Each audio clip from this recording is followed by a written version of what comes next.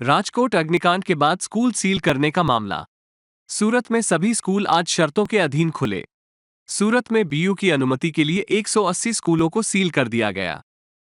60 दिनों के भीतर बीयू की अनुमति के दस्तावेज जमा करने की शर्त पर स्कूल खोले गए।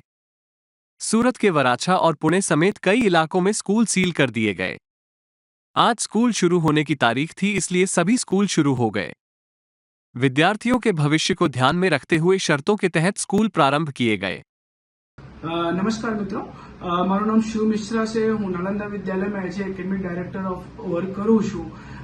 आज रोज आखा गुजरात में नवुं सत्र 2024 અને 25 खोलવામાં આવ્યા છે। એને પહેલા તંત્રે ઘણા બધા રાજકોટના જે કાંડ થયા એના પછી શાળાઓને સીલ કરવામાં આવ્યા હતા।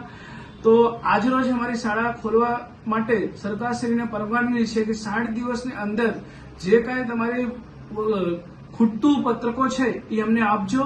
એના આધીન બાંધરી લઈને શાળા ખોલવામાં આવ્યા છે। અને આ શાળા એક નાલંદા એજ્યુકેશન કેમ્પ નાલંદા વિદ્યાલય પુણે ગામે એવી શાળા છે જેને પાસે સંપૂર્ણ ફાયર સેફટી છે અને ઓલરેડી બીયુપી માટે ઇમ્પેક્ટ ફી ભરાઈ ગયેલી છે।